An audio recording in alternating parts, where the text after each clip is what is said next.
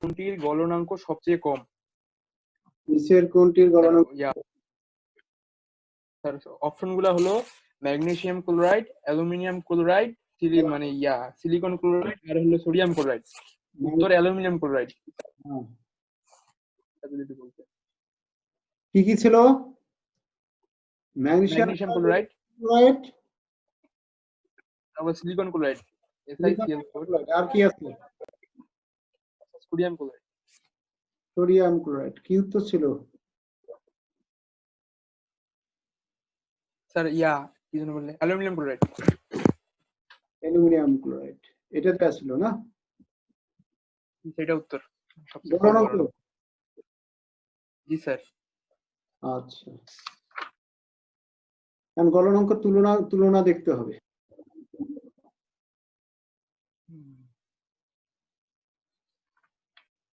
আচ্ছা, একটু দেখি সিলিকন। আচ্ছা, একটু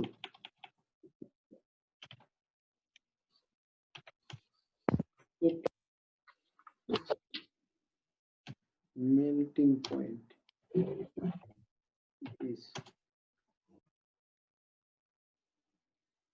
আচ্ছা, মেল্টিং পয়েন্ট সিলিকন টেট্রাক্লোরাইডের হচ্ছে -68.74 আর বয়লিং পয়েন্ট হচ্ছে 57.65 ডিগ্রি সেন্টিগ্রেড। আচ্ছা, অ্যালুমিনিয়াম ক্লোরাইডটার গলনাঙ্ক স্থানাঙ্ক হবে না, ওটা সিলিকন টেট্রাক্লোরাইড হবে। কি হবে উত্তর? Silicon tetrachloride. ওখানে অ্যালুমিনিয়াম ক্লোরাইড দেওয়া, তো এই জন্য। হ্যাঁ, অ্যালুমিনিয়াম ট্রাইক্লোরাইড এর গলনাঙ্ক হচ্ছে 192.6 ডিগ্রি সেন্টিগ্রেড। অ্যালুমিনিয়াম ক্লোরাইডের গলনাঙ্ক 192.6। এগুলো মুখস্থ করার দরকার নাই। আচ্ছা স্যার এগুলা দেখলাম স্যার ইয়াতে আসছে, মানে ইঞ্জিনিয়ারিং সিটি পরীক্ষায়। ঠিক আছে, ওটা প্রশ্ন তোমাদেরকে কি ফাজানের নীতি পড়াই নাই? এখনো অতদূর পড়েন নাই। ওটা বোধহয় ইয়ার পর স্যার, মানে অধিক্রমণের পর পড়াবেন।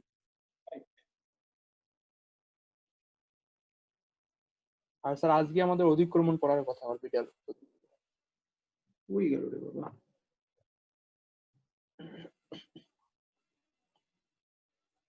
তোমাদের কি এটা দেখা যাচ্ছে? কোনটা স্যার? এই যে বিভিন্ন ব্লকের মূল উৎপাদন ধর্ম, এই লেখাগুলো দেখা যায়? জি স্যার। ওকে আচ্ছা, এখন আমরা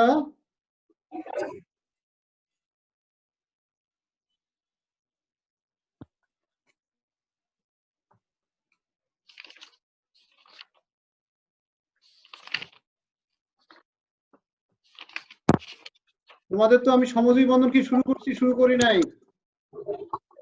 আজকে শুরু করার কথা না? জি স্যার। আজকে 104 নম্বর কোশ্চেন থেকে আমরা শুরু করব। খুব ইম্পর্টেন্ট জায়গা, এরপর কেউ মিস থাকবে না এই জায়গায়। গতদিন পড়াইছি। হ্যাঁ, গতদিন পড়াইছি, জাস্ট একটু বলে দেই। দুটি অধাতুর পরমাণুর মধ্যে ইলেকট্রন শেয়ারের মাধ্যমে যে বন্ধন গঠিত হয় সেটাকে কি বলা হয়? সমজীবী বন্ধন বলে। সমজীবী বন্ধন গঠনের শর্ত কি? স্যার অষ্টক পূরণের মানে হতে হবে, আর হলো ভ্যান ডার ওয়ালস বল আকর্ষণ। হয় নাই? জানা আছে? উভয় পরমাণু কি ইলেকট্রন আসক্তি বেশি থাকবে? ইলেকট্রন আসক্তি বেশি থাকবে। আর নাম্বার 2 কি আয়নীকরণ শক্তিও বেশি থাকবে। তাহলে আয়নীকরণ বেশি থাকার কারণে ওরা কি করতে পারবে না? ইলেকট্রন ত্যাগ করতে পারবে না। তাহলে ইলেকট্রন ত্যাগ যদি করতে না পারে, ইলেকট্রন আসক্তিও বেশি, এও ইলেকট্রন ত্যাগ করতে পারবে না। পরমাণুগুলো কি করবে? সাধারণত ইলেকট্রন শেয়ারের মাধ্যমে বন্ধন গঠন করবে। তখন ইলেকট্রন শেয়ার করবে। আর একটা বিষয় হচ্ছে মৌলের যোজনীয় স্তরে, তাহলে অধাতুর পরমাণুর যোজনীয় স্তরে বিজোড় ইলেকট্রন থাকতে হবে। অধাতুর পরমাণু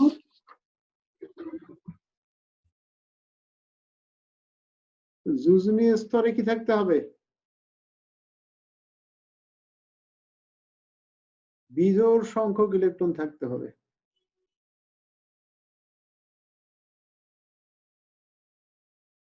আচ্ছা,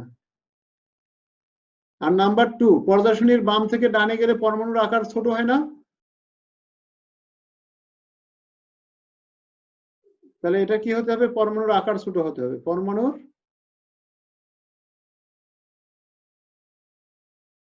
আকার ছোট হতে হবে। এগুলো সাধারণত সমদ্বি বন্ধন গঠনের শর্ত। তাহলে কি পর্যায় সারণীর একদম নিচের দিকের মৌলগুলো স্যার সমদ্বি বন্ধন গঠন করে না? করে করে অধাতু যেগুলো সেগুলো করে, ঠিক আছে। একই পর্যায়ের বাম থেকে ডানে গেলে কি হয়? আকার ছোট হয় না? আচ্ছা আচ্ছা, সমদ্বি যৌগের সাধারণ ধর্মগুলো আমরা গতদিন দেখছি। সাধারণত এদের কি থাকে? গলনাঙ্ক ও স্ফুটনাঙ্ক এগুলো কি থাকে? কম। স্ফুটনাঙ্ক কম হয়, এরা অধিক উদ্দায়ী হয়। এরা সাধারণত কি হয়? উদ্দায়ী, volatile. Melting point and boiling point will be less. উদ্দায়ীতা বেশি, অধিক উদ্দায়ী, ভোলাটাইল হয়। তারপর অধিকাংশ যৌগগুলোই পানিতে অদ্রবণীয়। পোলার দ্রবণের মধ্যে অধিকাংশ যৌগগুলোই অদ্রবণীয়। তারপর এরা কিছু কি হতে পারে? তরল অবস্থায় পাওয়া যায়। কিছু যৌগ কি তরল হয়, কিছু গ্যাসীয় হয়, আবার কিছু কি কঠিন হয়। তার মানে এদের যৌগগুলো, সমযোজী যৌগগুলো কি গ্যাসীয় হতে পারে, তরলও হতে পারে, কঠিনও হতে পারে। কিন্তু আয়নিক যৌগগুলো সাধারণ তাপমাত্রায় সবাই কি কঠিন। এটা আয়নিক যৌগের সাথে যদি তুলনা করো এরকম। গ্যাসীয় অণুর মধ্যে কি আছে? মনে করো methane, ethane, propane, butane, hydrocarbon গুলো আছে। Carbon dioxide, sulphur dioxide, কার্বনের অক্সাইড, মনে করো carbon monoxide, carbon dioxide, সালফারের oxide, sulphur dioxide, sulphur monoxide, sulphur dioxide, trioxide. Okay, এরকম অধাতুর অক্সাইড গুলো ম্যাক্সিমাম গুলো কি গ্যাসীয়, H2S। ওকে, আচ্ছা, হাইড্রোজেন সায়ানাইড এটাও গ্যাসীয় সাধারণ তাপমাত্রায়, তবে জলীয় দ্রবণ হলে এটা অ্যাসিড হয়। আবার তরল পদার্থের মধ্যে আছে কি? পানি, তারপর HCl, হাইড্রোক্লোরিক অ্যাসিড, হাইড্রোব্রোমিক অ্যাসিড, এগুলো কি সাধারণত তরল পদার্থ। আর অনেক সমযোজী যৌগ আছে আবার কঠিন পদার্থ, যেমন পলিমার গুলো কঠিন পদার্থ।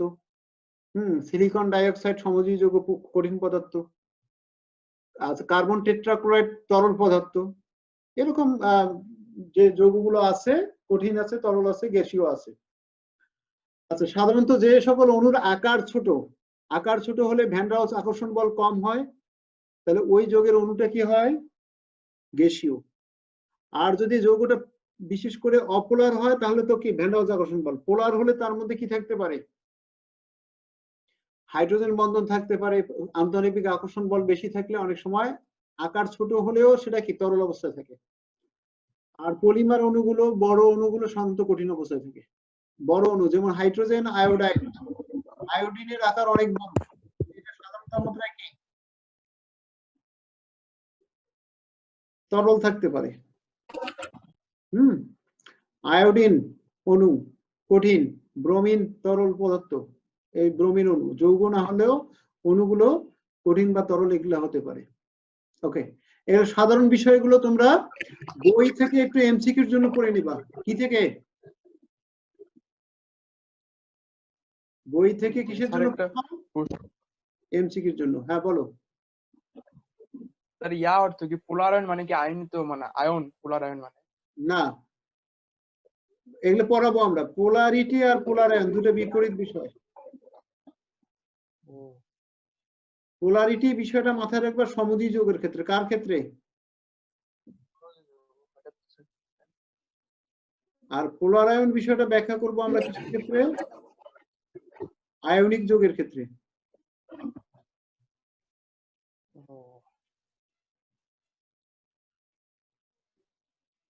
এগুলো আমরা যাবো আস্তে আস্তে। তাহলে আয়নিক যৌগে পোলার আয়ন হলে আয়নিক বৈশিষ্ট্য কমে যায়, গলনাঙ্ক, স্ফুটনাঙ্ক, দ্রাব্যতা এগুলো কমে যায়। আর সমযোজী যৌগে পোলারিটি বাড়লে এদের গলনাঙ্ক, স্ফুটনাঙ্ক, দ্রাব্যতা এগুলো বাড়ে, তড়িৎ পরিবাহিতা এগুলো বাড়ে।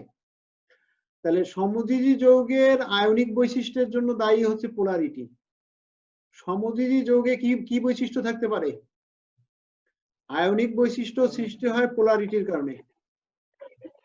সমযোজী যৌগে আয়নিক বৈশিষ্ট্য তৈরি হয় কিসের কারণে? পোলারিটির কারণে। আর আয়নিক যৌগে আয়নিক বৈশিষ্ট্য হ্রাস পাবে আর সমযোজী বৈশিষ্ট্য বাড়বে।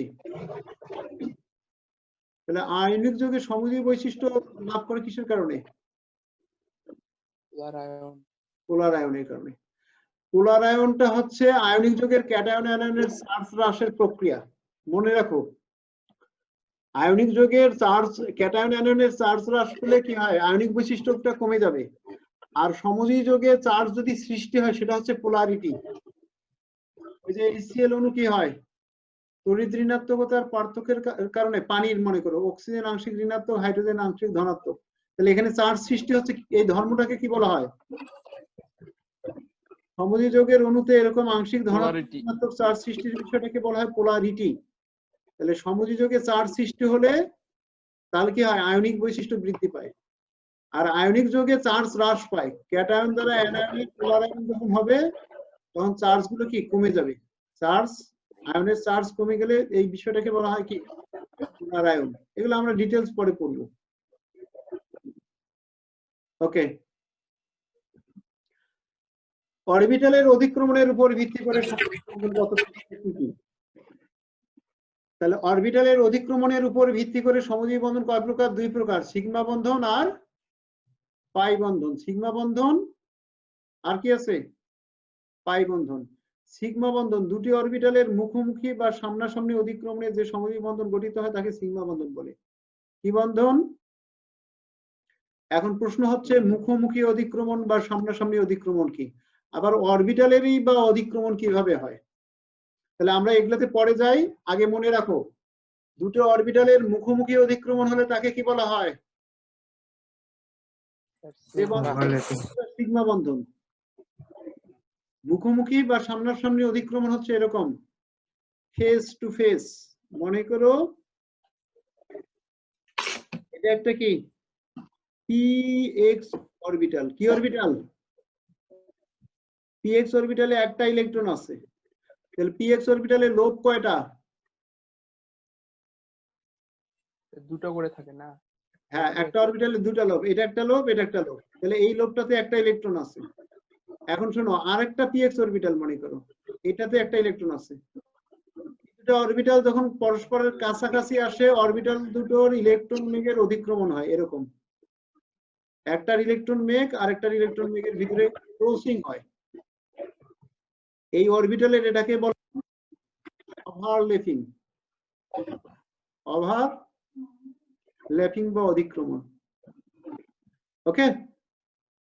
তাহলে এটা মুখোমুখি অধিক্রমণ। আর মুখোমুখি অধিক্রমণে কোন বন্ধন গঠিত হয়? সিগমা বন্ধন।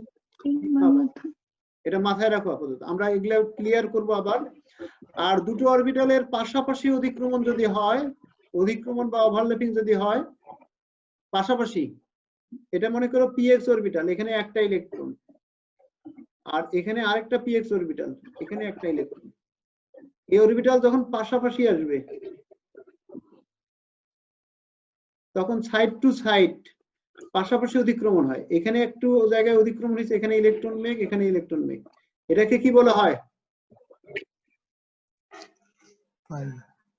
পাই বন্ধন। না, পাশাপাশি অধিক্রমণ। আর এই পাশাপাশি অধিক্রমণে যে সমযোজী বন্ধন গঠিত হয় তাকে কি বলা হয়? পাই বন্ধন। মাথায় থাকবে? এখন আসো, বলো একবার। সিগমা বন্ধন স্যার, আপনি যে একটু আগে সিগমা বন্ধন বললেন না, যে মানে মানে মুখোমুখি বা সামনাসামনি, তাহলে কি স্যার প্রত্যেকটা পরমাণুর মধ্যে কি সিগমা বন্ধন থাকে? কারণ যেহেতু অনেক ক্ষেত্রে কিন্তু বেজর ইলেকট্রন থাকে, তো এটা শেষ কক্ষপথে শক্তি। আচ্ছা শোনো, সিগমা বন্ধন আগে গঠিত হয়। সিগমা বন্ধন গঠিত না হওয়া পর্যন্ত কখনো কেউ পাই বন্ধন গঠিত করতে পারে না।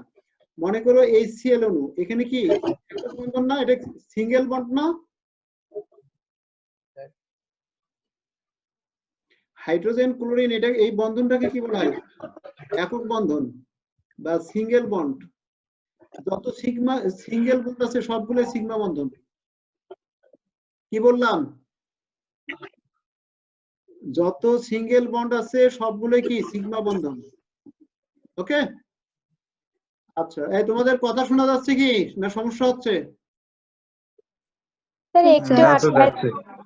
একটু আচ্ছা, একটু খারাপ আটকাচ্ছে।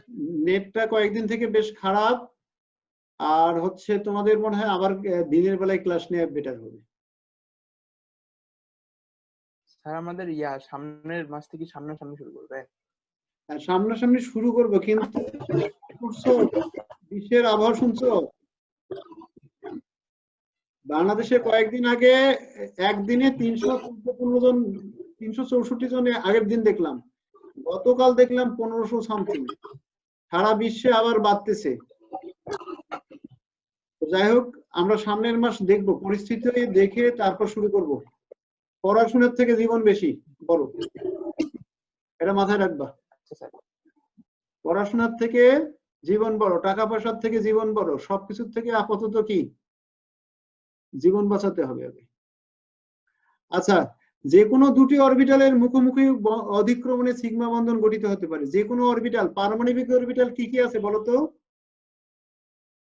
S orbital, P orbital, D orbital, F orbital, এগুলো। তো আমরা এফ অরবিটাল নিয়ে কোনো বন্ধন গঠন করব না, এটার আলোচনা বাদ, কারণ এর অরবিটালের আকৃতি সম্পর্কে আমাদের জানা নাই। আরেকটা অরবিটাল আছে হাইব্রিড অরবিটাল, হাইব্রিড অরবিটাল, এইসু। হাইব্রিড অরবিটাল গুলো নাম হতে পারে এরকম, একটা এস একটা পি অরবিটাল মিলে যদি হাইব্রিড অরবিটাল হয়, ওই হাইব্রিড অরবিটালের নাম হচ্ছে এসপি শঙ্কর অরবিটাল।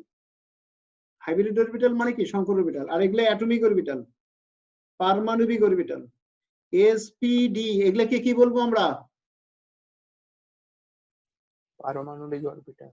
আর এই পারমাণবিক অরবিটাল গুলো পরস্পরের সাথে মিশ্রিত হয়ে যে নতুন অরবিটাল গঠন করে তাকে কি বলবো?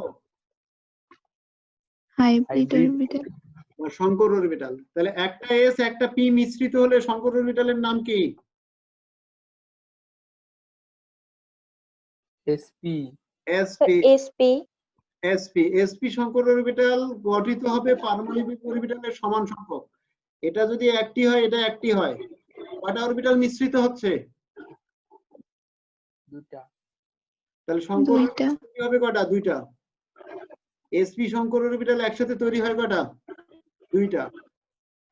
আচ্ছা, এবার বলো তো, একটা এস দুইটা পি অরবিটাল মিশ্রিত হলে ওই শঙ্কর অরবিটালের নাম কি? sp2। sp2। sp2। sp2 Shankar orbital একসাথে তৈরি হবে কয়টা? তিনটা। তিনটা। এই যে এদের সংখ্যাগুলো যোগ হবে, একটা আর দুইটা যোগ করে দিলে কি? তিনটা। তাহলে তিনটি তৈরি হবে। আচ্ছা, একটি এস, হ্যাঁ, একটা এস তিনটা পি মিশ্রিত হলে কোন শঙ্কর অরবিটাল?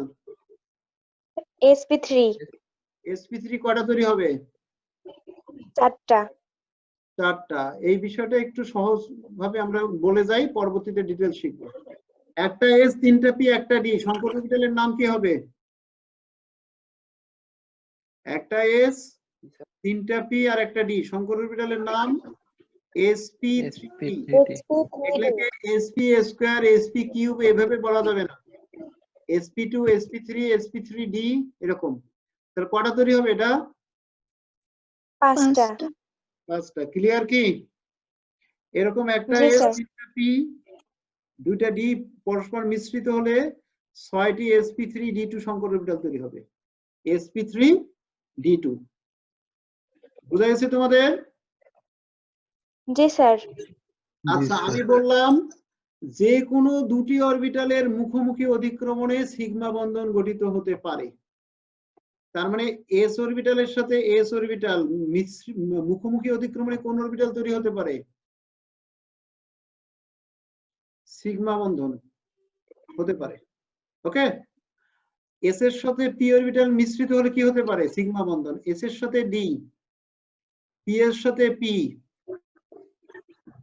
তারপর শঙ্কর অরবিটাল sp এর সাথে একটা s মিশ্রিত হতে পারে, sp এর সাথে মিশ্রিত হতে পারে, ওভারল্যাপিং হতে পারে, এগুলো ওভারল্যাপিং বা অধিক্রমণ। sp2 এর সাথে s অরবিটাল, sp2 এর সাথে কি p অরবিটাল, এগুলা কি ওভারল্যাপিং হতে পারে না? কি বলছে এখানে, যে কোনো দুটি অরবিটালের মুখোমুখি অধিক্রমণে সিগমা বন্ধন গঠিত হতে পারে। তাহলে এগুলাকে কি বলবো, এরকম হতে পারে। কথা কি বুঝছো? একটা sp শঙ্কর অরবিটালের সাথে sp শঙ্কর অরবিটালের অধিক্রমণ হতে পারে, sp এর সাথে sp2 হতে পারে, যে কোনো দুটো অরবিটালের অধিক্রমণে কি হতে পারে,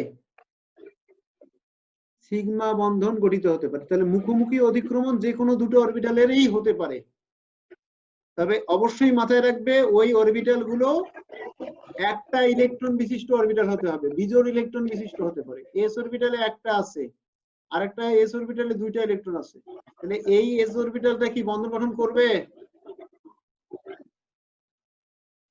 আচ্ছা এটা বন্ধন গঠন করবে না, কিন্তু এটা কি করতে পারে, ওভারল্যাপিং করতে পারে। স্যার আপনি একটু আগে বললেন না যে sp আর হলো sp2 দুইটা মানে সামনাসামনি হয়ে গ্রহণ করতে পারে সিগমা বন্ধন, কিন্তু স্যার s আর p তো যুগ্ম মাধ্যমে তো একটা বন্ধন গঠন হইলো না প্রথমে সিগমা, না না, ওটা আবার বন্ধন গঠন কেন? সিগমা s আর p মিশ্রিত হয়ে শঙ্কর অরবিটাল তৈরি হয়েছে, বন্ধন গঠন তো না। মিশ্রণ হওয়া, শোনো এই, মিশ্রণ হওয়া আর অধিক্রমণ হওয়া এক না। শোনো, শঙ্কর ধাতুর নাম শুনছো তোমরা? শঙ্কর ধাতু কিভাবে তৈরি হয় বলো? মানে একাধিক ধাতুর মিশ্রণে শঙ্কর ধাতু, তাহলে যেমন সোডিয়াম আর স্টেনলেস মার্কারি স্টিল। মিশ্রিত হলে কি সোডিয়াম অ্যামালগাম শঙ্কর ধাতু তৈরি হয় না? আচ্ছা, একটা s অরবিটাল আর একটা p অরবিটাল মিশ্রিত হয়ে একটা নতুন অরবিটাল তৈরি হলো, দুইটা sp অরবিটাল তৈরি হলো, এখানে কিন্তু বন্ধন গঠন হয় নাই। এটা কি বন্ধন গঠন? এটা অরবিটাল গঠন, নতুন অরবিটাল গঠন। এটা কি বুঝছো? আচ্ছা, তবে যৌগের কেন্দ্রীয় পরমাণু সিগমা বন্ধন সমূহ শঙ্কর অরবিটালের মুখোমুখি অধিক্রমণে গঠিত হয়। কি বলছে, কেন্দ্রীয় পরমাণুর যত সিগমা বন্ধন যত আছে, কেন্দ্রীয় পরমাণু সিগমা বন্ধন গুলো অবশ্যই শঙ্কর অরবিটালের মাধ্যমে গঠিত হবে। মনে করো কেন্দ্রীয় পরমাণুকে, এই যৌগে কেন্দ্রীয় পরমাণু কে বলো? অক্সিজেন। তাহলে অক্সিজেন এখানে কি সিঙ্গেল বন্ড সিগমা বন্ধন গঠন করছে, একক বন্ধন গুলো সব সিগমা। তাহলে এই সিগমা বন্ধন গুলো কিভাবে গঠিত হবে, অক্সিজেনের শঙ্কর অরবিটাল, হাইব্রিড অরবিটাল, আর হাইড্রোজেনের পারমাণবিক অরবিটাল, অ্যাটমিক অরবিটাল অধিক্রমণ করবে। এগুলো অধিক্রমণেতে আমরা পরে যাব, শুধু এই কথাগুলো আপাতত মাথায় ঢুকাও। আচ্ছা, পাই বন্ধন, দুটি অরবিটালের পাশাপাশি বা সমান্তরাল অধিক্রমণে যে সমদ্বি বন্ধন গঠিত হয় তাকে পাই বন্ধন বলে।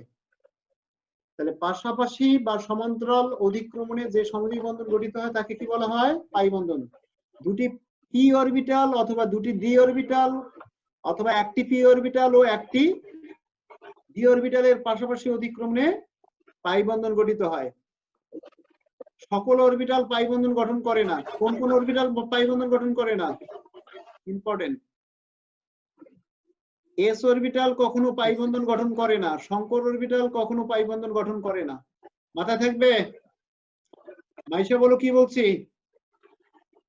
স্যার এস অরবিটাল আর শঙ্কর অরবিটাল পাই বন্ধন গঠন করে না। পাই বন্ধন কারা গঠন করে? একটা স্যার এস অরবিটাল বা পি অরবিটাল ডি অরবিটাল। একটা এস পি অরবিটালের সাথে একটা পি অরবিটাল পাশাপাশি অতিক্রমণ করতে পারে। জি স্যার। এরকম পাশাপাশি অতিক্রমণ। একটা পি অরবিটালের সাথে একটা কি ডি অরবিটালের পাশাপাশি অতিক্রমণ হতে পারে।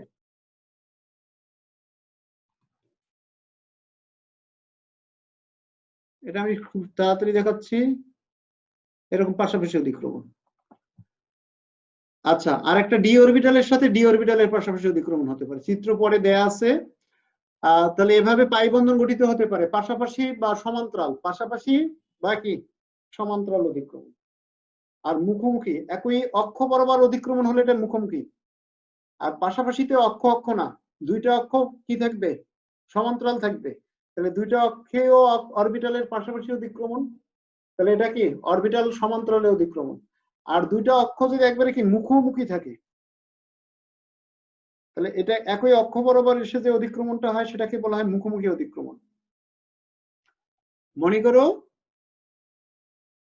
এটা পি অরবিটাল, এক্স অক্ষ, তাহলে পি এক্স অরবিটাল। এটা আর একটা অরবিটাল আছে এক্স অক্ষ, পি এক্স অরবিটাল, তাহলে এক্স অক্ষ বরাবর পি এক্স অরবিটাল। তাহলে এই অরবিটাল দুটো যদি একই অক্ষ বরাবর আসে, এক্স অক্ষ বরাবর দুটো অরবিটালে এসে অতিক্রমণটা যেটা হবে এটাকে কি বলা হয়? মুখোমুখি অতিক্রমণ না?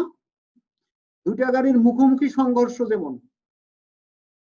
একটা গাড়ি এ সাইড দিয়ে যাচ্ছে আর একটা গাড়ি এ সাইড দিয়ে আসতেছে, তাদের সংঘর্ষ যেটা হবে সেটাকে কি বলবো আমরা? মুখোমুখি সংঘর্ষ। মুখোমুখি। আচ্ছা, এখন গাড়ি দুটো যদি মনে করো একটা এই দিক দিয়ে যাচ্ছে, আরেকটা গাড়িও মনে করো কি এই দিক দিয়ে যাচ্ছে, দুটো সমান্তরাল ভাবে যাচ্ছে, এদের যে যদি কি কাছাকাছি আসার ফলে যে সংঘর্ষ হবে সেই সংঘর্ষটাকে কি বলবো আমরা? মুখোমুখি না পাশাপাশি?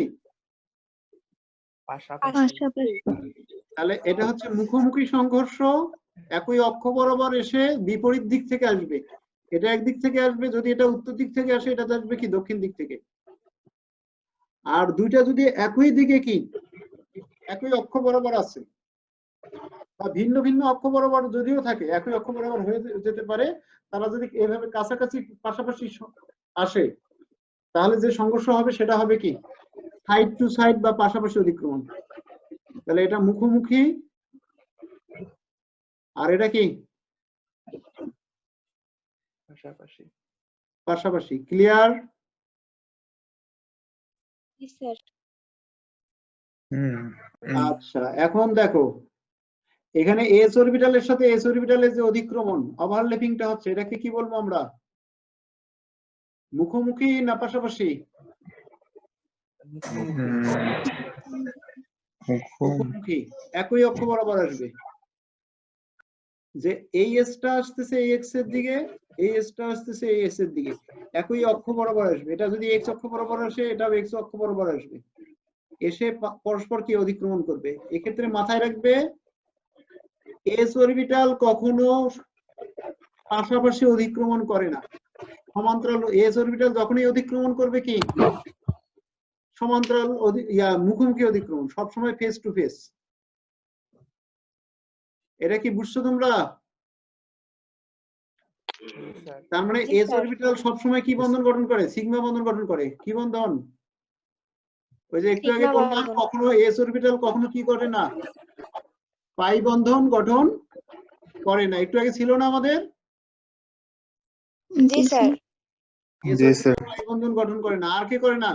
শঙ্কর অরবিটাল পাই বন্ধন গঠন করে না, মুখস্থ করে রাখবা। এখন দেখো একটা এস অরবিটাল, তার মানে এস অরবিটাল যেহেতু কখনোই পাশাপাশি অতিক্রমণ করে না, এখানে এস অরবিটালের অতিক্রমণ আর পি অরবিটালের অতিক্রমণ, এটা কোন ধরনের অতিক্রমণ বলো তো? মুখোমুখি। সবসময় এস এর অতিক্রমণ মানে মুখোমুখি অতিক্রমণ। ওকে।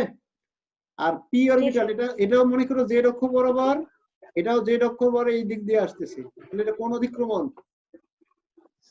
মুখোমুখি। এটাও মুখোমুখি। এটাও মুখোমুখি। তাহলে মুখোমুখি অতিক্রমণ এই যে একটা জায়গায় হয়, কটা জায়গায়? একটা জায়গায়। এখন দেখো এটা পি ওয়াই অরবিটাল, এটাও পি ওয়াই অরবিটাল, এই দুইটা কি হয়েছে মুখোমুখি অতিক্রমণ না পাশাপাশি? পাশাপাশি। পাশাপাশি। পাশাপাশি। তাহলে এই যে the PP overlap along the orbital axis R PP overlap along the orbital axis, একই অক্ষ বরাবর, অরবিটালের অক্ষ বরাবর। আচ্ছা, কিন্তু এইখানে কি হচ্ছে?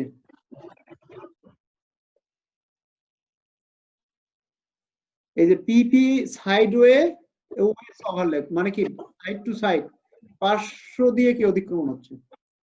অক্ষ বরাবর তো হয় নাই, একই অক্ষ বরাবর আসছে, দুইটা দুই দুই ট্রেনের সমান্তরাল লাইনের বরাবর আছে মনে করো এরকম। আচ্ছা, এস এস ওভারল্যাপিং এরকম, এসপি ওভারল্যাপিং এরকম, এটা কি পিপি ওভারল্যাপিং, আর এটা হচ্ছে কি ডিডি ওভারল্যাপিং। দেখো এটা মনে করো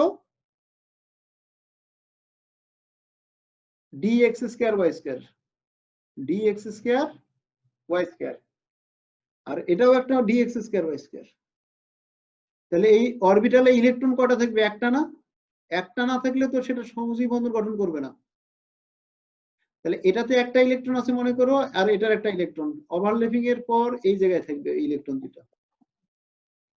এখানে মাথায় রাখো ইলেকট্রন পূর্ণ লোভ, এটাতে মনে করো একটা ইলেকট্রন আছে, এটাতে একটা ইলেকট্রন আছে। তাহলে এই ইলেকট্রন পূর্ণ লোভের সাথে ইলেকট্রন পূর্ণ লোভের অক্ষ বরাবর অধিক্রমণটা হচ্ছে মুখোমুখি অধিক্রমণ। বুঝা গেছে? আর এখানে মনে করো এটা ইলেকট্রন পূর্ণ আর এটা ইলেকট্রন পূর্ণ। ইলেকট্রন পূর্ণ লোভের সাথে কি খালি অরবিটাল, খালি লোভ, এটাকে যদি হেড বলা হয় তাহলে এটা এটা খালি থাকে, এটাকে বলবো টেল। তাহলে এটা যদি হেড বলি এটা হবে কি টেল। অধিক্রমণটা কেমন হবে? Head to tail, head to tail. বুঝা গেছে?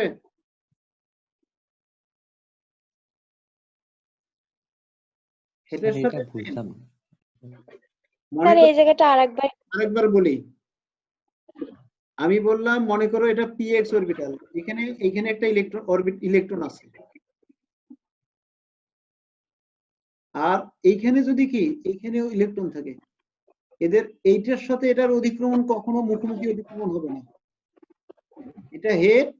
আর এই যে ইলেকট্রন পূর্ণ লোভ আছে সেটাকে যদি আমরা হেড বলি, তাহলে অপর লোভটাকে কি বলবো? টেল। তাহলে এটাকে কি বলবো? এটা হেড, আর এটা কি? টেল। টেল। তাহলে হেডের সাথে টেলের মুখোমুখি অধিক্রমণ কখনো হয় না। মুখোমুখি অধিক্রমণ হয় কার কার? তাহলে এটা যদি ইলেকট্রন পূর্ণ হয়, এটাও ইলেকট্রন পূর্ণ, এই দুইটার যদি অধিক্রমণ হয় তখন সেটা কি হবে? মুখোমুখি। এটা কি বুঝছো এখন? জি স্যার বুঝছি। আচ্ছা, তাহলে এখানে এটা এটা যদি হেড হয়, হেড মানে কি এটাতে একটা ইলেকট্রন থাকবে, আর এটা কি খালি। এখানে অধিক্রমণটা হবে কি হেডের সাথে টেলের, আর এটা যদি হেড হয় এই হেডের সাথে কি এই টেলের। তাহলে সাইড টু সাইড অধিক্রমণটা কি হয়? এটা টেল, আর এটা হেড। হেডের সাথে টেল, হেডের সাথে টেল, এটাকে কি বলবো আমরা? সাইড টু সাইড অধিক্রমণ। Okay sir, sir PP overlapping এর ক্ষেত্রে স্যার যদি উল্লেখ না থাকে তাহলে স্যার আমরা বুঝবো না যে কোনটা স্যার হচ্ছে পাশাপাশি অধিক্রমণ আর কোনটা হচ্ছে সম্মুখ মানে সামনাসামনি। সবাই বুঝবা, সবাই বুঝবা, একটু ওয়েট করো। এটা কি ধরনের অধিক্রমণ বড়? এটা যদি মুখোমুখি অধিক্রমণ হয়, একবারে অক্ষ বরাবর না এটা? জি স্যার। তাহলে এটা একই অক্ষ বরাবর আসছে, এটা আসছে এক্স অক্ষ বরাবর, এটাও মনে করো এক্স অক্ষ বরাবর আসছে। তাহলে অক্ষ বরাবর অধিক্রমণ কি মুখোমুখি, আর এইটা হচ্ছে অক্ষ, এটা হচ্ছে অক্ষ। এরা কি অক্ষ বরাবর এসে অধিক্রমণ হচ্ছে? না, এটার অক্ষ। মনে করো এটা একটা অক্ষ, এটা একটা অক্ষ, তাহলে এরা কেমন করে আসছে? অক্ষ বরাবর এখানে অধিক্রমণ হয় নাই, সাইড টু সাইড হয়েছে। কি হয়েছে? এই সাইডের সাথে এই সাইডের। এটা কি বুঝছো? জি স্যার। ওকে, জি আচ্ছা। স্যার একটা প্রশ্ন আছে স্যার, মনে করেন স্যার একটা পরমাণু পিএক্স এ একটা ইলেকট্রন আছে না, এখন কি মনে যদি আমাদের অরবিটালে অধিক্রমণ হয় তাহলে কি অন্য পরমাণু পিএক্স আসবে নাকি মানে ইয়াও আসতে পারে, ইয়াও আসতে জেডও আসতে পারে? যে কোনো শোনো, মুখোমুখি অধিক্রমণ তো কি বলা হয়েছে? যে কোনো অরবিটালের সাথে যে কোনো অরবিটালের হতে পারে না? জি স্যার। এই যে যেমন এস এর সাথে পি হচ্ছে, কি বলছি? জি স্যার। এর আগেই প্রথমেই বলে দিছি যে কোনো অরবিটালের সাথে যে কোনো অরবিটালের অধিক্রমণে কি হতে পারে? সিগমা বন্ধন হতে পারে। তবে পাই বন্ধন হতে গেলে অবশ্যই কি হতে হবে? পি এর সাথে পি হতে হবে, অথবা কি ডি এর সাথে ডি হতে হবে, ডি এর সাথে ডি, পি এর সাথে পি, অথবা পি এর সাথে ডি। এটা কি বুঝছো? ইয়া স্যার আমি অক্ষের কথা বলছি, মানে আমি ইয়ার কথা অক্ষের কথা বলছি, মনে করেন যে 2py, আর যদি মানে অন্য পরমাণু 2pz কি হইতে পারে অক্ষ হ্যাঁ, বরাবর চিন্তা করলে? হতে পারে। যখন 2pz হয়ে যাবে তখন আর ওটা কি, শোনো, এটা একটা কি বস্তু জি স্যার। না? জি স্যার। আচ্ছা, এটার মনে করো যে এই যে এই দিক দিয়ে বরাবর মনে করো এটা কি এক্স অক্ষ, এক্স অক্ষ না? জি স্যার। এই দিক দিয়ে বরাবর মনে করো এক্স অক্ষ। আচ্ছা, বস্তুটা যখন ঘুরে গেল, এইটা কি আর এক্স অক্ষ আছে? না, না y স্যার। অক্ষের বরাবর। তাহলে বস্তু ঘুরতে পারে, বস্তু ঘুরলে অক্ষটাও আর ওই x থাকবে না, এগুলো চেঞ্জ হয়ে যাবে। বুঝছো কি? একটা পরমাণু আমরা এক্স চিন্তা করতেছি এই বরাবর, ওয়াই চিন্তা করতেছি এই বরাবর, আর উলম্ব বরাবর কি জেড চিন্তা করতেছি। তাহলে বস্তুটা মনে করো এইরকম হয়ে গেল, তাহলে জেডটা কি এই দিক দিয়ে চলে এসেছে? জি স্যার। না, না জেড স্যার। ওই বরাবর থাকবে, ওই উলম্ব বরাবরই জেড থাকবে। বরাবর থাকলে জাস্ট খালি স্যার বস্তুর ইয়াটা চেঞ্জ হয়ে বস্তু যাবে। চেঞ্জ হয়ে গেছে। তাহলে মনে করো এটা এটা হচ্ছে কি এক্স অক্ষ, যদি এই জি স্যার। এক্স অক্ষটা ঘুরে এই দিকে গেছে, তাহলে এটা আর এক্স আছে না, এটা ওয়াই হয়ে গেছে। y হয়ে গেছে। তাহলে ওয়াই আছে। বস্তু ঘুরলে এক্স অক্ষ আর এক্স থাকে না। এখন মনে করো তুমি বলতেছো এটা এটা মনে করো এই বরাবর আছে, এই দিক দিয়ে কি আছে জেড অক্ষ, আর এইভাবে যখন থাকবে তখন এই বরাবর থাকবে কি। এখন মনে করো এই বস্তুটা এইরকম হয়ে গেছে, হয়ে আরেকটা এরকম বস্তুর সাথে কি এই দিক দিয়ে অতিক্রমণ করলো, এটা কি তখন আর জেড জেড এর সাথে অতিক্রমণ হলো না এক্স এক্স এ হয়ে গেল? x x হয়ে গেল। এক্স এক্স এ হয়ে গেছে। তার মানে তুমি যেটাকে মনে করো পিএক্স বলতেছো বা পিজেড বলো, জি স্যার। ধরো পিজেড 1, এখন এটা এক্স অক্ষের সাথে এক্স অরবিটালের সাথে এভাবে অতিক্রমণ করলো, কি হয়ে গেছে? জি স্যার। এটা পিজেড আর পিএক্স এর অতিক্রমণ, যদিও আমরা বলতেছি যে এই পরমাণুর পিএক্স আর ওই পরমাণুর পিজেড এর অরবিটালের অতিক্রমণ হয়েছে। এটা কি আসলেই পিএক্স আর পিজেড এর অতিক্রমণ, না একই অক্ষ বরাবর হয়ে গেছে? যে অক্ষ বরাবর অতিক্রমণ হবে এক্স অক্ষ বরাবর হলে এটা কি px। PX PX. তো ওগুলাতে আমরা পরে যাব। আচ্ছা, জি স্যার। একটা মনে করো হাইড্রোজেন পরমাণু, একটা হাইড্রোজেন পরমাণু আর একটা হাইড্রোজেন পরমাণুর সাথে বন্ধন গঠন করলো। হাইড্রোজেন হাইড্রোজেন কি সিঙ্গেল বন্ড। এই বন্ধনটা কি ধরনের বন্ধন বলো তো? সিগমা বন্ধন স্যার। সিগমা বন্ধন। আর একটা অক্সিজেন পরমাণু আর একটা অক্সিজেন পরমাণুর সাথে দ্বিবন্ধন গঠন করলো। এই দ্বিবন্ধনের কি কি বন্ধন আছে বলো? একটা সিগমা একটা পাই। মাথায় এইটার অ্যান্সার দেয়া থাকবে না, এটার কিছু কিছু ক্ষেত্রে দেয়া থাকবে, কিছু কিছু দেয়া থাকবে না, আর ওটার সবগুলো দেয়া আছে। ওকে, আচ্ছা খেয়াল করো, hydrogen hydrogen,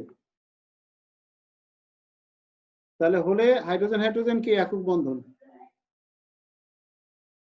sigma sigma sigma bond. আর যদি অক্সিজেন অক্সিজেন হয় তাহলে অক্সিজেন অক্সিজেন দ্বিবন্ধন, একটা সিগমা আর একটা পাই। তবে আগে সিগমা বন্ধনটা গঠিত হবে, সিগমা বন্ধন গঠিত না হওয়া পর্যন্ত কোনো পরমাণু পাই বন্ধন গঠন করতে পারে না, মাথায় রাখবে। আর নাইট্রোজেন নাইট্রোজেন ত্রিবন্ধন যখন হবে, ত্রিবন্ধনের একটা সিগমা আর দুটো পাই, মাথায় রাখবে। এই বন্ধন সংখ্যার উপর ভিত্তি করে সমযোজী বন্ধন তিন প্রকার: একক বন্ধন, দ্বিবন্ধন আর কি ত্রিবন্ধন। বুঝা গেছে? এখন আসো, জি স্যার। হাইড্রোজেন হাইড্রোজেন বন্ধন যে গঠিত হবে, এখানে কোন অরবিটালের ইলেকট্রনের সাথে কোন অরবিটালের ইলেকট্রনের শেয়ার হবে? স্যার এস অরবিটালের সাথে এস অরবিটাল। তাহলে হাইড্রোজেনের 1s আছে আর হাইড্রোজেনের 1 আছে, তাহলে এই যে 1s অরবিটালে মনে করো একটা ইলেকট্রন আছে, এই হাইড্রোজেনের 1s অরবিটালে একটা ইলেকট্রন, তাহলে এদের যখন ওভারল্যাপিং হবে, এটা ওভারল্যাপিং হলো মনে করো, একটা অরবিটালের ইলেকট্রন বেগের ভিতরে আরেকটা অরবিটালের ইলেকট্রন বেগের ক্রসিং হবে। আচ্ছা, এর ফলে এটা মনে করো ওভারল্যাপিং এর সাধারণ এলাকা, এই জায়গাটাতে ইলেকট্রন বেগের অধিক্রমণ হয়েছে, এই যে জায়গাটা আছে এখানে ইলেকট্রন বেগের ঘনত্ব কি হবে, বেশি হবে।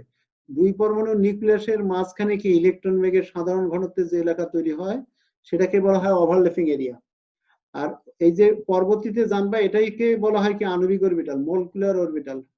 তাহলে আণবিক অরবিটাল নিয়ে ইন্টারমিডিয়েটে আর কোনো আলোচনা নাই, শুধু নামটা জেনে রাখো, এটা কি আণবিক অরবিটাল। উচ্চতর লেভেলে গেলে আণবিক অরবিটাল নিয়ে তখন কাজ করতে হবে। এটা কি বুঝছো তোমরা? তাহলে এই যে অরবিটালের ওভারল্যাপিং এ এখানে কি তৈরি হচ্ছে, হাইড্রোজেন হাইড্রোজেন সিগমা বন্ড। তাহলে এটার বর্ণনা কি বলবো আমরা, বলো তো? স্যার হাইড্রোজেনের 1s অরবিটাল অতিক্রমণের ফলে উৎপন্ন বন্ধনকে। হ্যাঁ, যে হাইড্রোজেনের 1s অরবিটালের সাথে অপর হাইড্রোজেন পরমাণুর 1s অরবিটালের মুখোমুখি অধিক্রমণ, এটা কি অধিক্রমণ?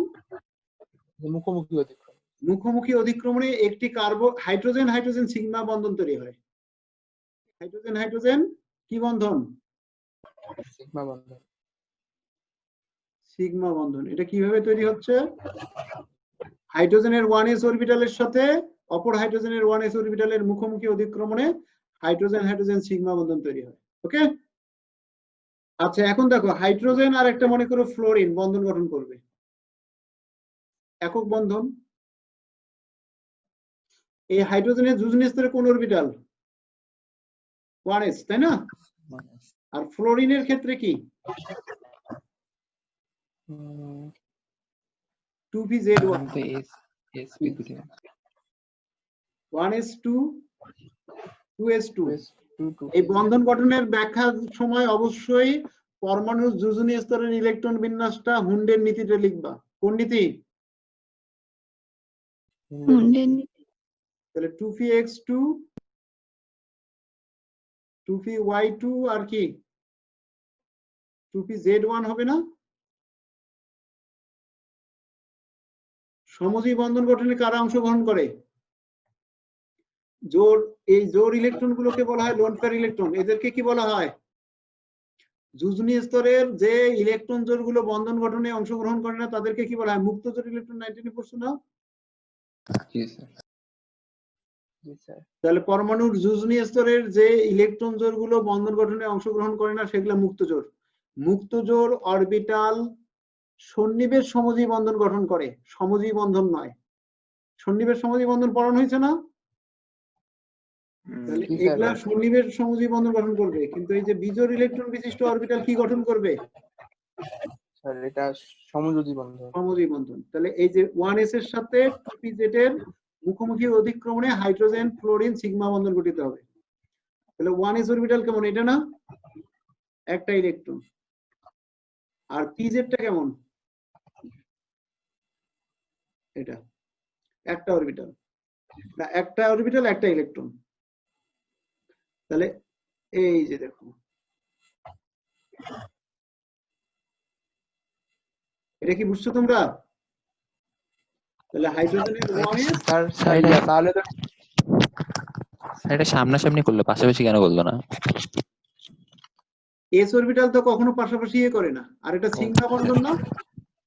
সিগমা বন্ধন কিভাবে গঠিত হয়?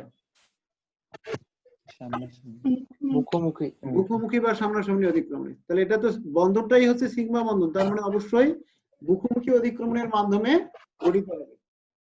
এটা কি বুঝছো তোমরা এখন? তাহলে তো এক্স অক্ষ বরাবর হইলো না, এটা স্যার এক্স অক্ষ বরাবর হইলো না এইটা।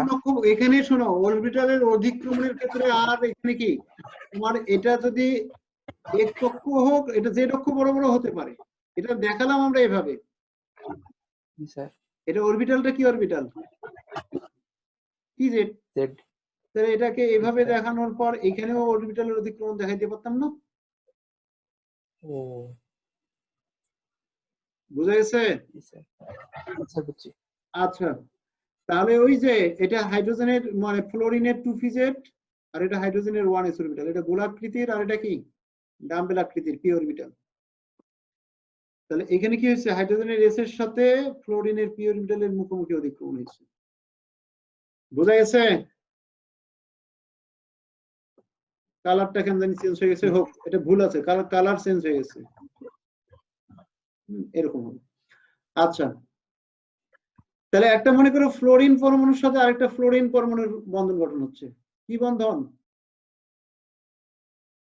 ফ্লোরিনের যোজনী 1, এটা তো একক বন্ধনের বেশি গঠন করতে পারবে না। তাহলে এই জন্য অণুর গাঠনিক সংকেত জানতে হবে, গাঠনিক সংকেত জানতে হবে। তাহলে এই যে বন্ধনটা, এটা কি বন্ধন বলো তো? একক বন্ধন না? সিগমা। জি স্যার। তাহলে ফ্লোরিনের 2p-Z এর সাথে কি, এইখানে বলো 2p-Z এর সাথে 2p-Z এর কোন অধিক্রমণ, পাশাপাশি না মুখোমুখি? বাবু বলো, পিয়াস বাবু। এখানে স্যার এই যে মুখোমুখি। কেন মুখোমুখি? কারণ স্যার তো কি ধরনের বন্ধন? কারণ স্যার প্রথমে তো পাই মানে সিগমা গঠিত হয় না। না বাবা, অত কিছু না, এটা বন্ধনটা কি ধরনের বন্ধন, একক বন্ধন না দ্বিবন্ধন? একক বন্ধন। তাহলে একক বন্ধন সবগুলো কি বন্ধন? Sigma sigma. সিগমা। সিগমা বন্ধন। সিগমা বন্ধন কখনোই পাশাপাশি হয় না, সব সময় কি মুখোমুখি অতিক্রমণে গঠিত হয়। এখানে মুখোমুখি পাশাপাশি হওয়ার প্রশ্নই আসে না। বোঝা গেছে কি এখন? জি স্যার। তাহলে মনে করো এই জি যে স্যার। 2p-Z এর সাথে 2p-Z এর কি এই যে মুখোমুখি অতিক্রমণ হয়েছে, চিত্র কি বুঝছো তোমরা?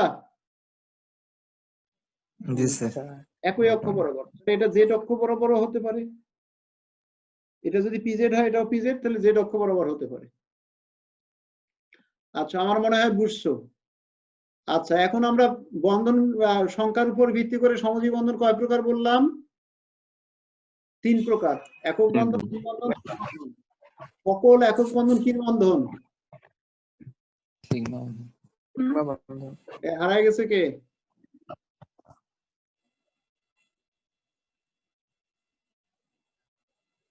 মাইশা হারায় গেছে কেন? এখানে খেয়াল করো, সকল একক বন্ধন কিভাবে গঠিত হবে? তাহলে এটা সিগমা বন্ধন, এটা সিগমা বন্ধন, সিগমা বন্ধন, সিগমা বন্ধন, সিগমা বন্ধন, সিগমা বন্ধন, সিগমা। তাহলে এখন আমরা বন্ধন যদি চিনতে পারি একক বন্ধন না দ্বিবন্ধন, তাহলে বোঝা যাবে যে মুখোমুখি অতিক্রমণ হবে না পাশাপাশি অতিক্রমণ হবে, বোঝা যাবে না? জি স্যার। তাহলে এখানে যত বন্ধন আছে সবগুলো কিভাবে গঠিত হয়? মুখোমুখি। আচ্ছা, এই যৌগটাতে পাই বন্ধন কয়টা আছে? একটা। একটা। দ্বিবন্ধনের একটা পাই, একটা সিগমা, আর এগুলা সিঙ্গেল বন্ড সবগুলো সিগমা। তাহলে যত সিগমা বন্ধন সবগুলো কিভাবে গঠিত হবে? মুখোমুখি অতিক্রমণে। আর এই যে পাই বন্ধনটা কিভাবে গঠিত হবে? স্যার ওটা মানে পাশাপাশি অতিক্রমণের ফলে। পাশাপাশি বা সমান্তরাল অতিক্রমণ। ওকে, এখন কি তাহলে গাঠনিক সংকেত থেকে যদি দেখো সিগমা বন্ধন তাহলে মুখোমুখি অতিক্রমণ, আর যদি কি পাই বন্ধন তাহলে কি পাশাপাশি অতিক্রমণ। ক্লিয়ার? জি স্যার। আচ্ছা, এই বিপদ বলো, এই যে ইথাইন, এটা হচ্ছে ইথিন, এটা ইথেন, ইথাইনে কি কি অতিক্রমণ হয় বলো তো? স্যার ইথাইনের ক্ষেত্রে হচ্ছে স্যার শেষেরটা ইথাইন না? ইথাইনের ক্ষেত্রে হচ্ছে সামনাসামনি মুখোমুখি দুইটাই হয়। তাহলে এই বন্ধনটা কিভাবে গঠিত হবে বলো? স্যার এটা হচ্ছে মানে সামনাসামনি মুখোমুখি, মানে সিগমা। এটা ওইটা মুখোমুখি, সিগমা মুখোমুখি। আচ্ছা, ধরো এটা পাই বন্ধন, পাই বন্ধনটা কিভাবে গঠিত হবে? স্যার পাই বন্ধন পাশাপাশি। তাহলে এটা পাই বন্ধন পাশাপাশি, তাহলে এখানে কার্বনের একটা অরবিটালের সাথে অপর অরবিটালের মুখোমুখি অতিক্রমণ হবে, আর দুটো অরবিটালের কি পাশাপাশি অতিক্রমণ হবে। জি স্যার। ওকে, আচ্ছা আমরা এখন পড়ে যাব। তাহলে এই যে গাঠনিক সংকেতটা যদি আমরা পাই, মুখোমুখি হবে না পাশাপাশি হবে বোঝা যাবে না? জি স্যার। জি স্যার। জি এখানে খেয়াল করো, এই বন্ধনটা মুখোমুখি অতিক্রমণে, এখানকার কি হবে? অক্সিজেন অক্সিজেন, পাশাপাশি মুখোমুখি। একটা সিগমা বন্ড মুখোমুখি আর পাই বন্ড পাশাপাশি। এখানে ত্রিবন্ধন আছে, ধরো সিগমা বন্ড মুখোমুখি, পাই বন্ধন দুইটা কি পাশাপাশি। ক্লিয়ার? পাশাপাশি। জি স্যার। আচ্ছা আমরা একটু দেখি নাইট্রোজেন নাইট্রোজেন বন্ধন নিয়ে আলোচনা করি। আচ্ছা অক্সিজেন অক্সিজেন নিয়ে প্রথমে আলোচনা করি। একটা অক্সিজেনের সাথে আরেকটা অক্সিজেন পরমাণু, অক্সিজেন অক্সিজেন দ্বিবন্ধন গঠন করলো। আচ্ছা এই অক্সিজেনের যোজনী কত বলো? 2। তাহলে এই যোজনী স্তরে বিজোড় ইলেকট্রন কয়টা থাকবে? 2টা করে থাকবে। দুইটাই তো থাকে। থাকবে। কোন পরমাণু যতটি বিজোড় ইলেকট্রন থাকবে তার সমান সংখ্যক অধাতুর যোজনী স্তরের বিজোড় ইলেকট্রন সংখ্যাই তার যোজনী। অধাতুর যোজনী স্যার কথাটা বুঝতে পারিনি স্যার, নেটওয়ার্ক খারাপ ছিল তো কথাটা শোনা যায়নি। আরেকবার বলুন। আমি বললাম অধাতুর যোজনী স্তরের বিজোড় ইলেকট্রন সংখ্যাই তার যোজনী।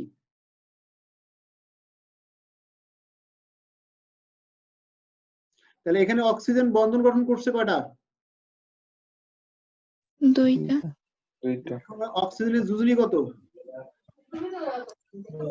2।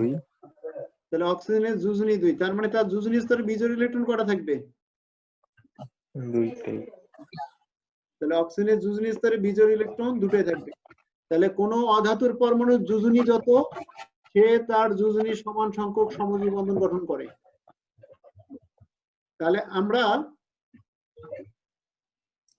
এখানে দেখলাম কার্বনের যোজনী কত এখানে? 4।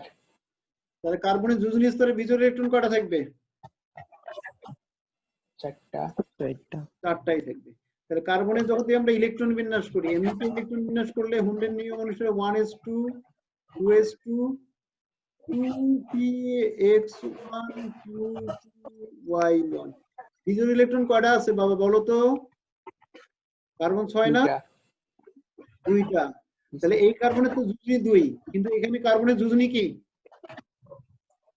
4। তাহলে এই কার্বনের জন্য এই ইলেকট্রন বিন্যাস প্রযোজ্য নয়। যেহেতু কার্বনের যোজনী 4, অবশ্যই কার্বনের যোজনী স্তরে 4টা বিজোড় ইলেকট্রন থাকতে হবে। তাহলে কার্বনের উত্তেজিত অবস্থায় কি হবে? 2s এর একটা ইলেকট্রন শক্তি শোষণ করে ওই যে 2pz দেখো ফাঁকা আছে,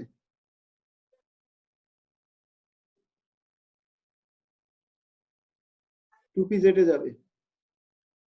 তাহলে বিজোড় ইলেকট্রন কয়টা হলো? 4টা। তাহলে এই কার্বন এই বন্ধন গঠন করবে। আর কার্বন মনোক্সাইডে কার্বনের যোজনী কত? এখানে 2। তাহলে এই কার্বনের জন্য এই ইলেকট্রন বিন্যাস প্রযোজ্য।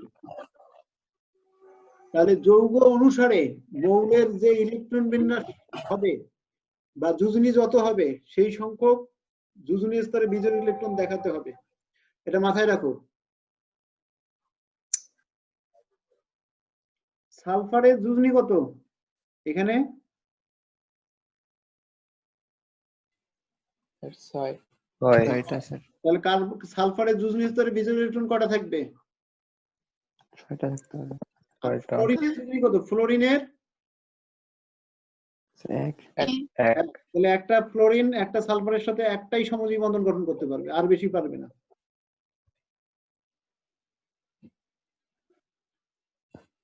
তাহলে এভাবে একটা সালফার 6টা ফ্লোরিনের সাথে 6টা সমযোজী বন্ধন গঠন করবে, এবং এই বন্ধন গঠনের সময় অরবিটালের মুখোমুখি অতিক্রমণ হবে না সামনাসামনি সমান্তরাল অতিক্রমণ হবে? মুখোমুখি, সামনাসামনি। তাহলে এখন আমরা বুঝতে পারতেছি না মুখোমুখি হবে না সমান্তরাল হবে? জি স্যার। ওকে, তাহলে এখন আমরা আরেকটা বিষয় ক্লিয়ার করতেছি। পরমাণু যোজনী স্তরে বিজোড় ইলেকট্রন কয়টা থাকবে এটা নির্ভর করবে তার যোজনীর উপর। ধরো সালফার টেট্রাফ্লোরাইড, এই সালফারের যোজনী স্তরে বিজোড় ইলেকট্রন কয়টা থাকবে?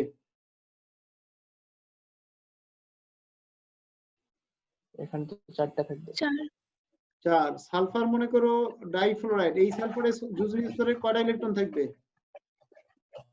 2 2টা। তাহলে একই মৌলের যৌগ ভেদে যোজনী ভিন্ন হতে পারে, তার ইলেকট্রন বিন্যাসও ভিন্ন ভিন্ন হবে। তাহলে একই মৌলের ইলেকট্রন বিন্যাস কি হতে পারে? ভিন্ন ভিন্ন হতে পারে, পরিবর্তনশীল যোজনী দ্বারা প্রদর্শন করে। যাদের যোজ্যতা স্তরে কি থাকবে? ফাঁকা অরবিটাল থাকবে, তারা পরিবর্তনশীল যোজনী প্রদর্শন করে। ওকে, আমরা অক্সিজেনেরটা একটু দেখি। অক্সিজেন আর নাইট্রোজেন দেখে আজকে শেষ করব। অক্সিজেন মনে করো অক্সিজেন পরমাণুর সাথে যুক্ত হয়ে অক্সিজেন অক্সিজেন দ্বিবন্ধন গঠন করে। তার মানে এখানে অক্সিজেনের যোজনী 2, অক্সিজেন 2টা সমদ্বি বন্ধন গঠন করছে, তার মধ্যে একটা সিগমা আর একটা পাই। অক্সিজেন 2টাই সিগমা গঠন করতে পারে, তবে একসাথে 2টা পাই বন্ধন গঠন করতে পারে না। মনে করো হাইড্রোজেন পারঅক্সাইড, এখানে অক্সিজেন একটা সিগমা একটা সিগমা একটা সিগমা, সবগুলো সিগমা, তার মানে একটা অক্সিজেন 2টাই কি সিগমা বন্ধন গঠন করতে পারে, আবার একটা সিগমা আর একটা পাই বন্ধনও গঠন করতে পারে এভাবে। ওকে, এখন আসো এই অক্সিজেনের যোজনী স্তরে কি আছে সেটা একটু দেখে নেই। অক্সিজেনের ইলেকট্রন বিন্যাস করলে 1s2, 2s2, oxygen 8, 2px2, 2py1, 2pz1। এখন বলো অক্সিজেনের কোন অরবিটাল গুলো বন্ধন গঠনে অংশগ্রহণ করবে? স্যার y আর z, py pz। py pz। তাহলে এই অক্সিজেনের 2টা অরবিটাল আছে, একটা py অরবিটাল আর একটা কি pz। তাহলে এটা হচ্ছে py অরবিটাল আর এটা কি pz অরবিটাল। তাহলে এই অক্সিজেনেরও 2টা অরবিটাল আছে, py অরবিটাল pz অরবিটাল। এখন এটা কেমন হতে পারে, কিভাবে বন্ধন গঠন করবে? একটা সিগমা একটা পাই,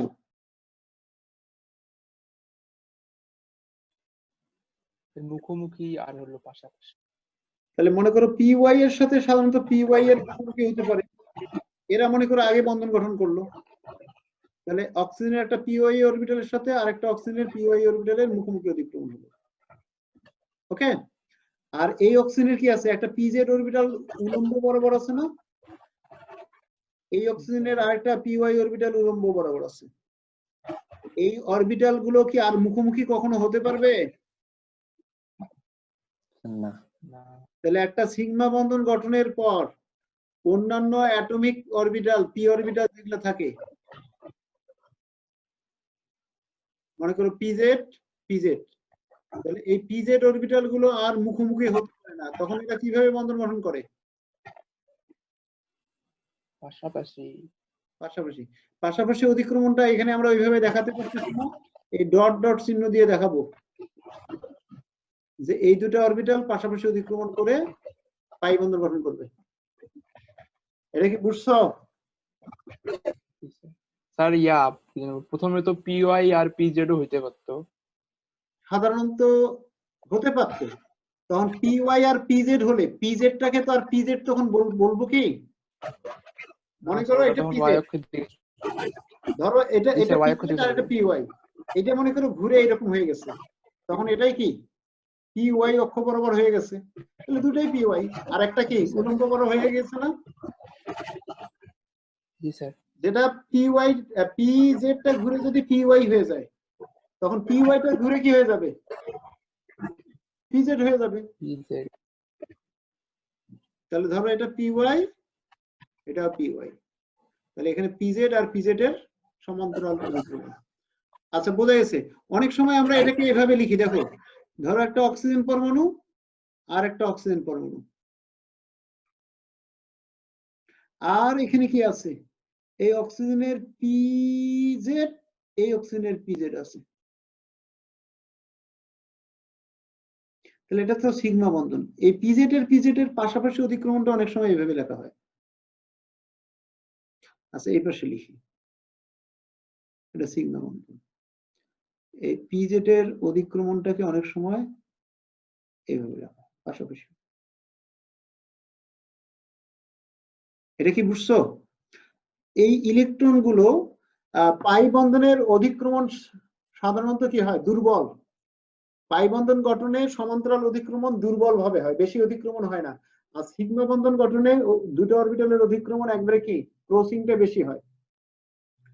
তো সিগমা বন্ধন এই কারণে কি শক্তিশালী, আর পাই বন্ধন তুলনামূলকভাবে দুর্বল। এর সঞ্চালনশীল ইলেকট্রন সিগমা বন্ধনের উপরে একটা ইলেকট্রন মেঘ আর নিচের দিকে একটা ইলেকট্রন মেঘ তৈরি করে। তার মানে ইলেকট্রন গুলো সঞ্চালনশীল অবস্থায় থাকলে ইলেকট্রন মেঘ হয়ে যায়।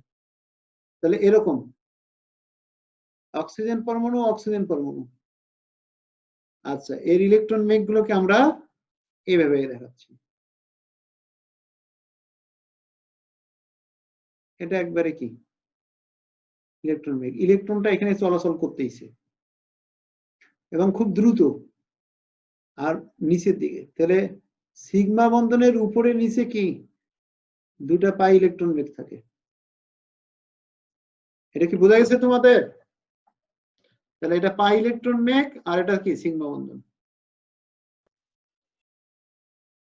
বইয়ে দেখবা এগুলো দেয়া আছে চিত্রগুলো। এই যোজনী বন্ধন তথ্য মোটামুটি তোমাদেরকে আমি বলে ফেলছি। এটা বুঝলে সমযোজী বন্ধন গঠনটা বোঝা সহজ হয়। সবাই একটু দেখো, শেষ করবো আমরা। কোন অধাতুর পরমাণুতে যতটি বিজোড় ইলেকট্রন থাকে তার যোজনী তত। কোন অধাতুর পরমাণু তার যোজনী সমান সংখ্যক সমযোজী বন্ধন গঠন করে। এটা বলছি না? স্যার অধাতুর পরমাণুতে যতটি বিজোড় ইলেকট্রন থাকে, যদি 5টা বিজোড় ইলেকট্রন থাকে তাহলে তার যোজনী কত? 5 5। সমযোজী বন্ধন কয়টা গঠন করবে? 5টি। 5টি। এখন 5টি সিগমা হতে পারে, অথবা হয়তোবা 3টি কি হলো সিগমা হলো, 2টি পাই হলো, হতে পারে।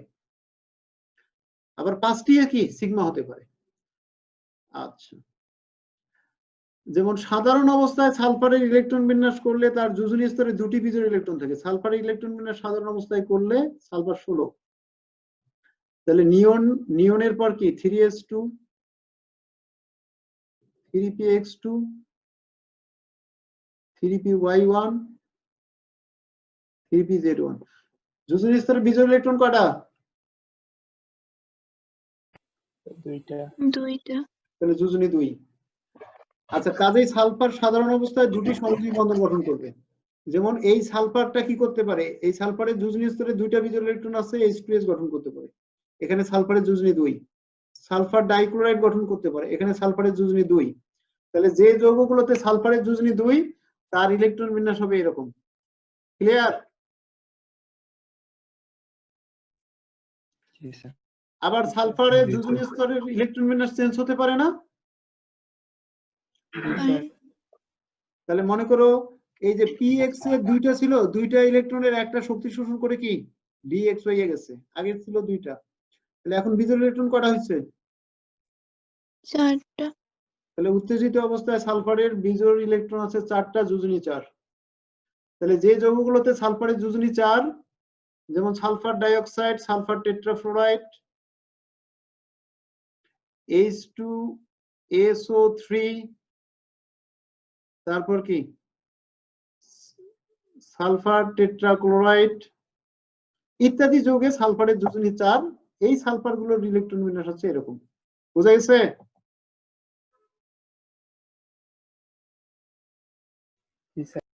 আচ্ছা, আবার সালফার হেক্সাক্লোরাইডে সালফারের যোজনী কত? 6। তার মানে ওই যে 3s এর যে জোড় ইলেকট্রনটা আছে, এই 3s এর এই ইলেকট্রনটাও শক্তি শোষণ করে আরেকটা 3d অরবিটালে যাবে। তাহলে মনে করো 3s 3px 3py 3pz, আর আগে একটা ইলেকট্রন 3dxy এ গেছে, পরে s থেকে আরেকটা ইলেকট্রন 3dyz এ আসছে। তাহলে বিজোড় ইলেকট্রন কয়টা হলো? 6টা। এই যে 3s2 এর একটি ইলেকট্রন শক্তি শোষণ করে 3dyz অরবিটালে যায়।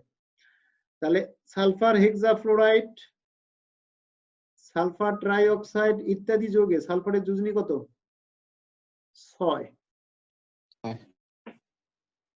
তাহলে ওই যৌগগুলোর জন্য এই ইলেকট্রন বিন্যাস প্রযোজ্য। বোঝা গেছে? সাধারণত জি, স্যার। বিজোড় ইলেকট্রন বিশিষ্ট অরবিটাল গুলো মুখোমুখি বা পাশাপাশি অতিক্রমণে সমদ্বি বন্ধন গঠিত হয়। মুখোমুখি অতিক্রমণে সিগমা বন্ধন, পাশাপাশি অতিক্রমণে পাই বন্ধন গঠিত হয়, এগুলো জানছো। দ্বিবন্ধন বা ত্রিবন্ধনের ক্ষেত্রে আগে সিগমা বন্ধন পরে পাই বন্ধন গঠিত হয়। মুখোমুখি বা সামনাসামনি অতিক্রমণে দুটি অরবিটালের অধিক্রমণ বেশি হয় বলে সিগমা বন্ধন অধিক শক্তিশালী, কিন্তু পাশাপাশি অতিক্রমণে দুটি অরবিটালের অতিক্রমণ কম হয় বলে পাই বন্ধন কি দুর্বল হয়। বোঝা গেছে? আর শেষ লাইনটা কি বললো এটা মানে? জি স্যার। বললাম যে মুখোমুখি অতিক্রমণটা বেশি হবে। এই মুখোমুখি অতিক্রমণে ইলেকট্রন বেগের ক্রসিংটা কি হয়, বেশি জায়গা জুড়ে হয়, বেশি জায়গা জুড়ে হয়। ও, তাহলে ক্রসিং যত বেশি হবে বন্ধন তত বেশি কি হবে, zero হবে। শক্তিশালী হয়। তাহলে অরবিটালের অতিক্রমণ বেশি হলে সিগমা বন্ধন কি শক্তিশালী, আর পাশাপাশি অতিক্রমণে দুটি অরবিটালের অতিক্রমণ কম হয়, ক্রসিংটা কি হয়, অল্প একটু ক্রসিং হলো। বুঝা গেছে কি, অল্প জায়গাতে ক্রসিং হয়েছে। তাহলে এই কারণে পাই বন্ধন কি হয়, ক্লিয়ার? জি, স্যার। আচ্ছা, আমরা এটা দেখে শেষ করি। নাইট্রোজেন নাইট্রোজেন মনে করো ত্রিবন্ধন, একটা নাইট্রোজেন পরমাণুর সাথে আরেকটা নাইট্রোজেন পরমাণু মিলে নাইট্রোজেন নাইট্রোজেন ত্রিবন্ধন। তাহলে নাইট্রোজেনের যোজনী স্তরে কি আছে, স্যার তিনটা মানে বিজোড় ইলেকট্রন আছে। px1 py1 আর কি pz1। তাহলে এই তিনটে বন্ধন গঠন করবে না? তাহলে একটা নাইট্রোজেনের মনে করো একটা px, একটা py আর একটা pz, তিনটা অরবিটাল।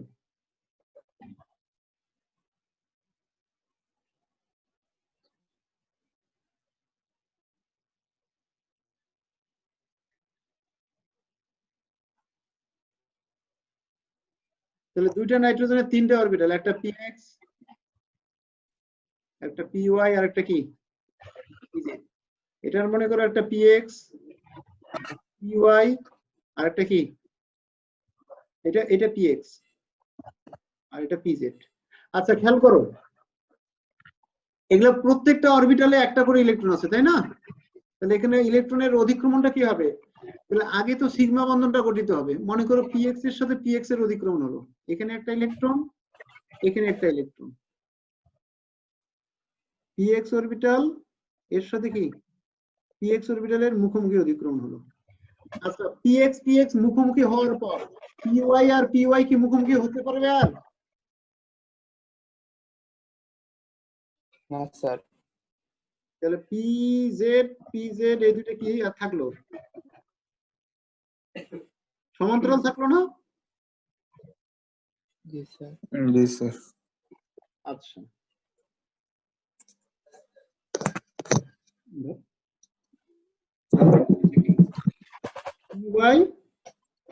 py এখানে মনে করো p আর px এগুলো আনুভূমিক ভাবে আছে, py py আনুভূমিক ভাবে আছে কিভাবে, আর pz pz কিভাবে আছে, উলম্ব ভাবে। তাহলে এখানে এই দুটো মুখোমুখি অতিক্রমণ করার পর py py কি সমান্তরাল আছে না? জি স্যার। এদের কি অতিক্রমণ, এদের মানে পাশাপাশি। তাহলে pz pz কি অতিক্রমণ, এটা কি বুঝছো?